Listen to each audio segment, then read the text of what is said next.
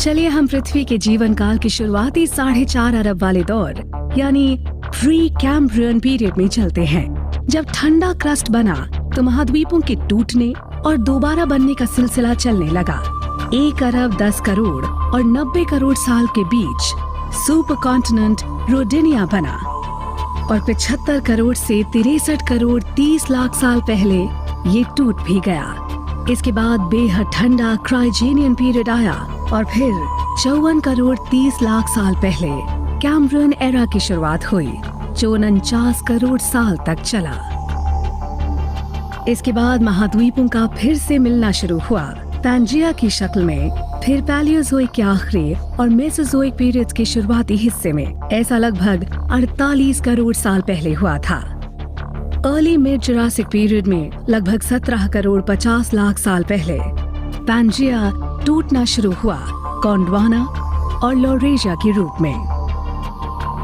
करीब 12 करोड़ साल पहले क्रिटेशियस पीरियड में जब सुपर कॉन्टिनेंट गोंडवाना टूटना शुरू हुआ तो भूगर्भीय स्तर पर हिमालय की कहानी ने जोर पकड़ा।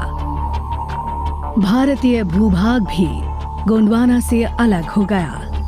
भारत उत्तर की तरफ खिसकते हुए यूरेशिया के नजदीक आया और फिर टेथस सी की रचना हुई इन दोनों महाद्वीपों के बीच।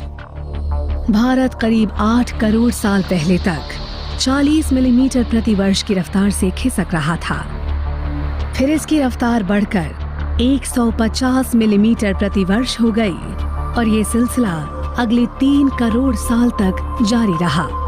जब भारत एशिया पहुंचा लगभग 5 करोड़ साल पहले तो टेथस सी सिकुड़ने लगा और समुद्र की तली भारतीय प्लेट के उत्तर की ओर खिसकने के कारण धीरे धीरे ऊपर उठने लगी।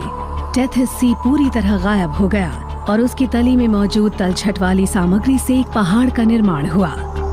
जब भारतीय उपमहाद्वीप टिबेटन शील्ड से टकराया तो भारतीय उपमहाद्वीप का निर्माण करने वाली सेडिमेंट्री और मेटामॉर्फिक रॉक तिब्बत से टकराई, जिससे ये जगह ऊपर को उठने लगी और इससे एक विशाल पर्वत श्रृंखला हिमालय का निर्माण हुआ। आज हिमालय की शक्ल में हमें जो पहाड़ नजर आते हैं, दरअसल वो पिछले 5 करोड़ 50 लाख साल की प्लेट टेक्टोनिक्स की हलचल का नतीजा है। भूवैज्ञानिकों का मानना है कि भारत 2 शक्तियों की वजह से उत्तर की ओर बढ़ा और इनके कारण एक टेक्टोनिक प्लेट दूसरी के नीचे घुस गई। जब कोई प्लेट धंसती है तो वो अपने साथ जुड़े भूभाग को भी खींचती जाती है।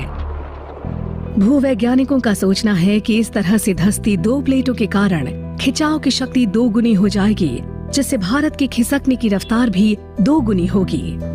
शोधकर्ताओं को हिमालय क्षेत्र की चट्टानों की सैंपलिंग और डेटिंग से कुछ ऐसी भूगर्भीय निशानियां मिली हैं, जिनसे 2 सबडक्शन जोन बने होंगे। इस वजह से ये थ्योरी काफी मुमकिन नजर आती है।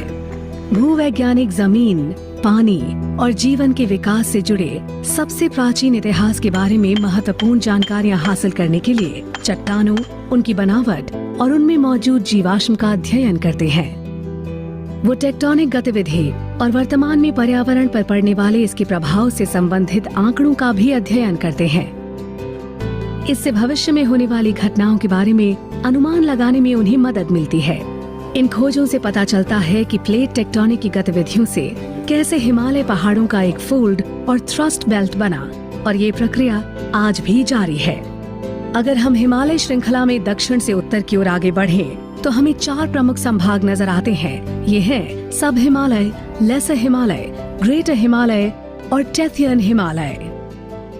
ये जो शिवालिक हिल्स, सब हिमालय, लेसर हिमालय, हायर हिमालय, टेथियन हिमालय और ट्रांस हिमालय को उनकी ऊंचाई और फिजियोग्राफी के आधार पर बांटा गया। फिजियोग्राफी तय होती है जियोलॉजी और जियोमॉर्फोलॉजी से। तो इस मामले में क्या हुआ है कि लेसर हिमालय को भी एक भूगर्भीय घटना के तौर पे पहचाना गया। सब हिमालय सबसे बाहरी और सबसे कम ऊंचाई वाला हिस्सा है जो गंगा के मैदानों से मिल जाता है। शुरू में ये पेनिनसुला यानी प्रायद्वीप का ही हिस्सा था। प्रायद्वीप की चट्टानें हिमालय तक फैली हुई थीं। फिर एक प्रक्रिया होती है रिफ्टिंग, जिसकी शुरुआत हुई करीब 184 करोड़ साल पहले और इसी से बना लेसर हिमालय। हम लोग हिमालय के सदर्न मोस्ट टिप पे खड़े हैं यहीं से हिमालय शुरू होता है और ये टिप का पोर्शन है सब हिमालय, और आगे जाकर लेसर हिमालय, हायर हिमालय है। लेसर हिमालय की चौड़ाई लगभग 80 किलोमीटर है और यहाँ 6000 से 10,000 फीट की ऊंचाई के बीच अनेक जंगल हैं और साथ ही उपजाऊ घाट